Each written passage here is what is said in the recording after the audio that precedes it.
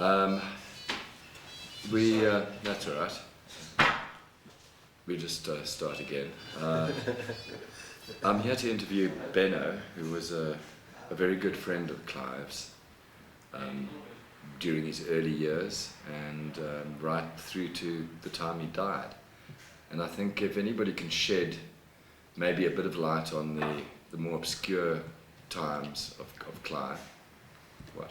I'm interviewing Benno, who was a good friend of Clive's, and I think somebody who could most probably unravel the tragic side of Clive's life. His exile, self-imposed exile in Randburg, and maybe he can throw a bit of light on the warehouse that he had in the centre of town. Benno, yes. Do you want to talk about the early years? I'd like to start off by saying that Clive was a drunk, a reprobate. He stole my woman, he stole my money. But I'd be the first to say he was a genius. He was the kind of guy you would allow anything. You'd give him money knowing he'd never give it back to you. You'd invite him over for a dinner knowing he was going to put his cigar out in the moose or something like that. Being abused by Clive is almost being blessed by him. Okay. Never thought of it that way, but yes, maybe. You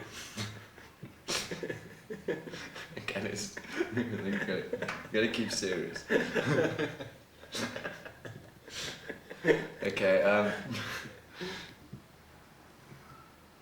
I think it's something a lot of people haven't had the honesty to come out with and to say that in many ways Clive wasn't a very nice person. I think he most probably had a dark side to him that I think a lot of people do, but being the brilliant artist that he was, I think it came out more in him. As Clive once said, I didn't choose art as much as art chose me. What do you feel about that? Well, I remember the time that he bought a truckload of cattle to the warehouse in Newtown, and then he kind of locked himself in there with those beasts for about a fortnight. Occasionally we'd go around there and bang on the doors, and you'd hear some shuffling and sloshing around. No one really knew what he was up to, but we knew that he was doing something great because he'd ensconced himself in the warehouse, and he started, I don't know, we phoned, there was no word from him. Anyway, about 2 weeks later he phoned me and I went round there, and when I went in it was quite horrible, but I knew it was great because what he'd done is I think he'd slaughtered all the cows in there, in the warehouse, and he'd stripped the hides off them, and he'd managed to it was almost like wallpaper, just hides of cows, all completely lined the warehouse with the hides of these cows, and then all the blood and all these other bits and pieces were in these bins in the middle of it. And he had laid out this like buffet of bits of these cows, and he invited us all to sit down and eat. So we all sat down and everything, but there were large livers, large intestines, large hearts, all just on this like spotless linen, creased, starched linen with these lumps of cow innards on plates, candelabras, linen serviettes, little silver salt and pepper shakers. Of course, we didn't eat because we didn't realize we weren't sure if we weren't sure if it was part of the art or not. He tucked in. But you guys didn't touch any of it. No. He was making some horrible noises while he was eating it. I think it was part of I think it might have been like an installation or something. So we like all left hungry but enlightened. Clive once said, art's not something you look at, art's something you smell. Which I think was probably it's borne out in that story that you've just told us. He went through a very depressed stage where he almost denied that he was an artist. He's exiled in Randburg in Bulgaria too. Did you have any contact with him during that rather tragic time? You know, I don't know if that exile in Randburg, whether that wasn't just another work writ large, because I remember someone in Randburg phoning me and being told that I'd been given as a reference for a guy who had like a lawn mowing service, and he'd given my name and said,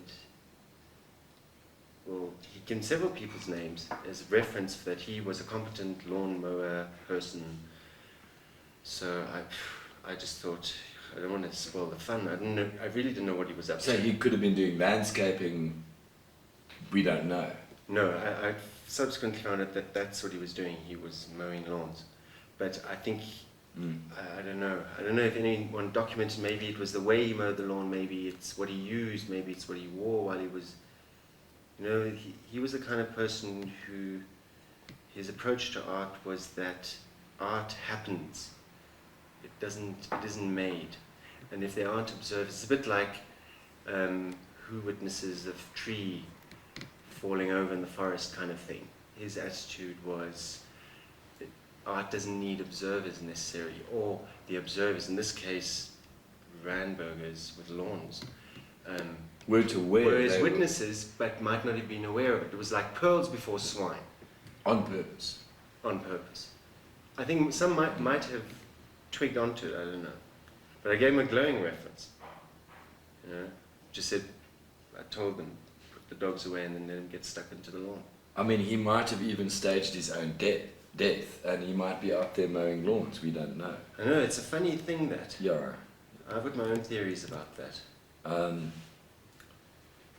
Yeah, his installation work. You remember he did a thing where he took a house and then claimed to have knocked it down overnight and then rebuilt an exact facsimile of that house. And everything, I mean, was exactly the same as in the original house, but it was in fact a work of art. The taps worked, the electricity. A lot of people even said that it was in fact the original house. And I mean, that caused a lot of sort of consternation in the whole art world at the time. I mean, he was sort of accused of being a fraud, charlatan, you know. Business-wise, did you ever have any business dealings with Clive? Well, as I mentioned earlier, I don't know. I gave him a lot of money. He never gave it back. I don't know if that qualifies as a business dealing. But he was a spendthrift. And occasionally when he sold something that could be transported off to the art collector's house, he was flush with money. He spent it liberally. Didn't really pay back debts with it. But he showed everyone a good time, especially himself.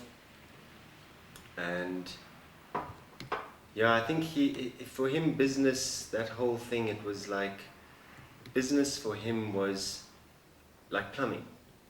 It was a bit like, it was there, sometimes you tapped into it, sometimes you didn't, sometimes you illegally reconnected your electricity.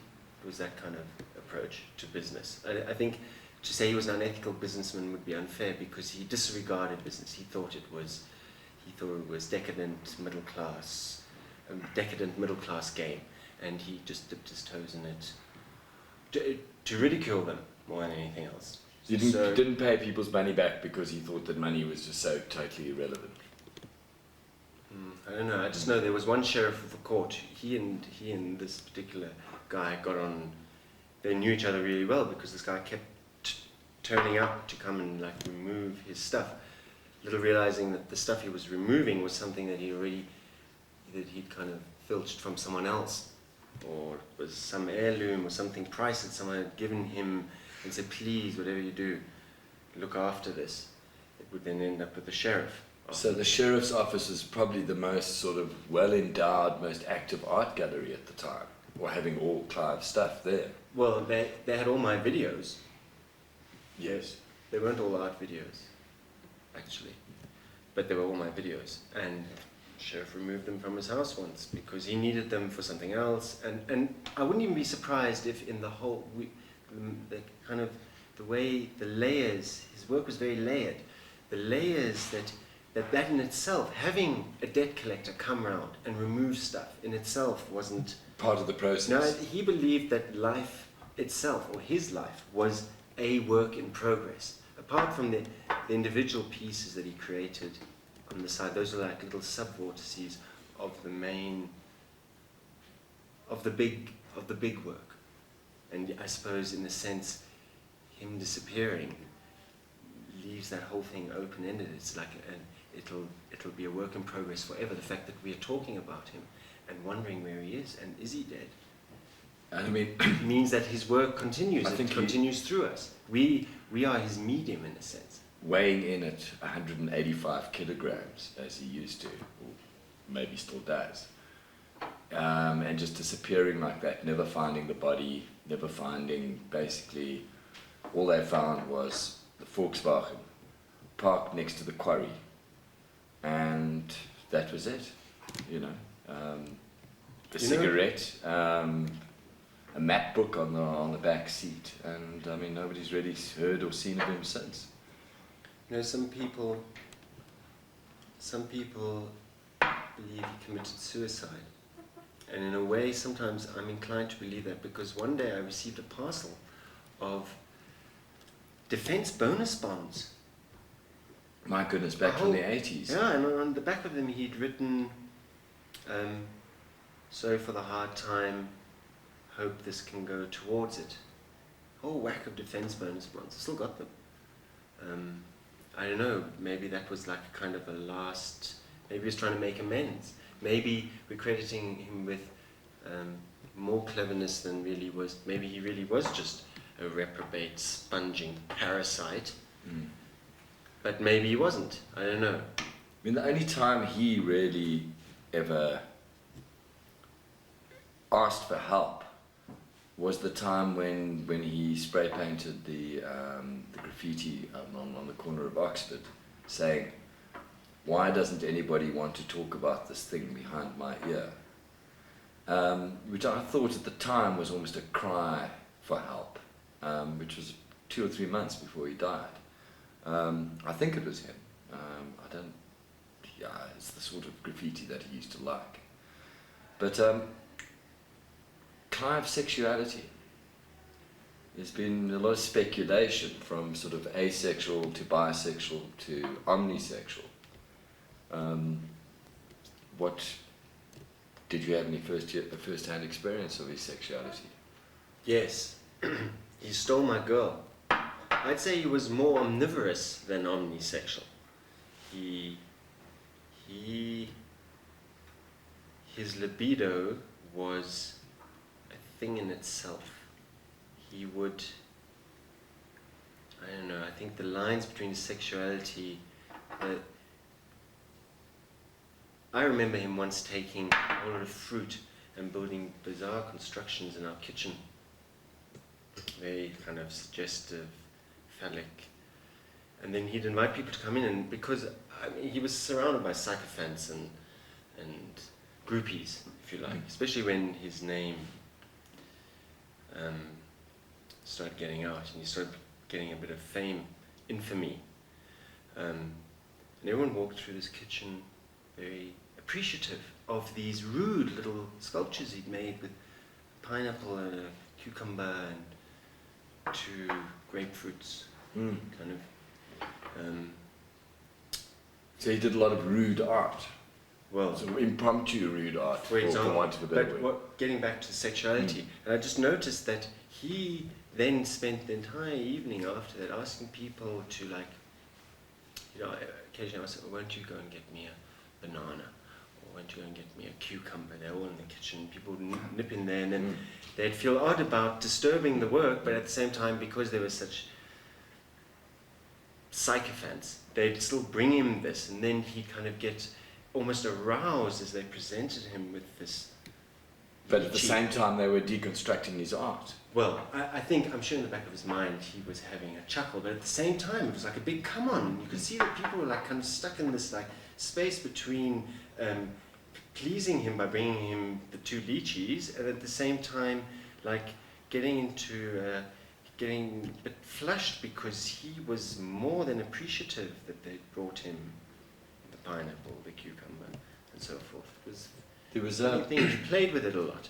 almost as if he didn't consummate his sexuality, but he certainly used it. He used it almost as a weapon, as a tool in art. I mean, there was the famous thing where he had a painting in a gallery of a sort of a man, etc. And he stood behind the painting, and there was a hole where the guy's nose was meant to be, and he hung his penis out there. And I mean, people all thought, okay, it was a fake thing, but of course every now and then it would move.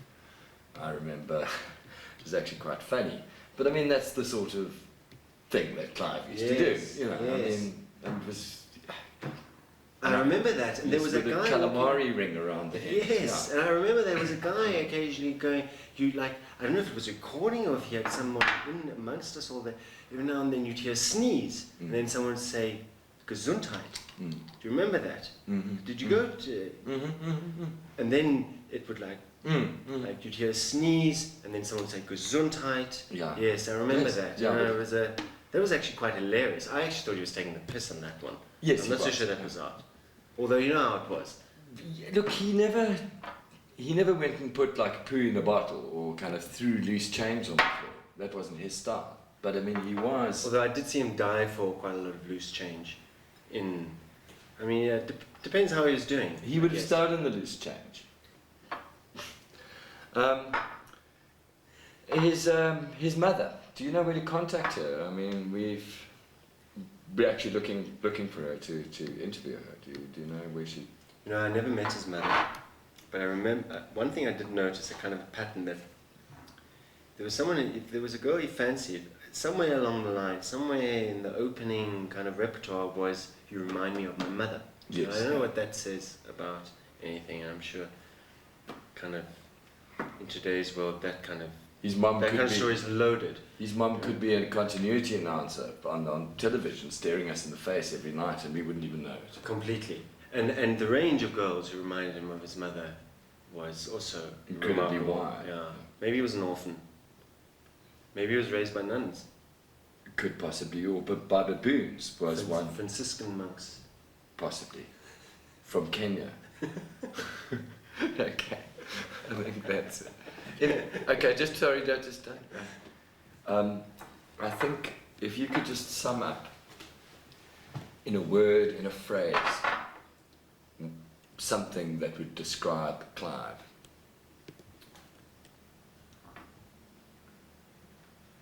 A word, a phrase that would sum up Clive. Sure. No, I can't think of anything particularly pithy for him now. He was a man that spilled over. He was certainly unique, certainly prolific.